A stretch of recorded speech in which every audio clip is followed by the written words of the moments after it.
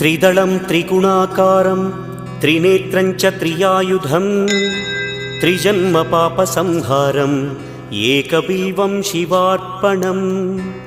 त्रिशाखैः बिल्वपत्रैश्च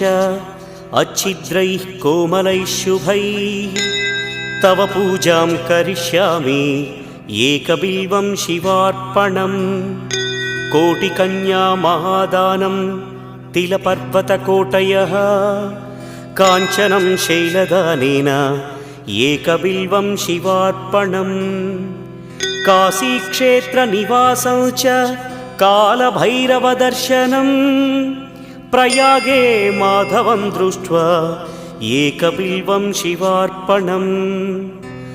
इन्दुवारे व्रतं स्थित्वा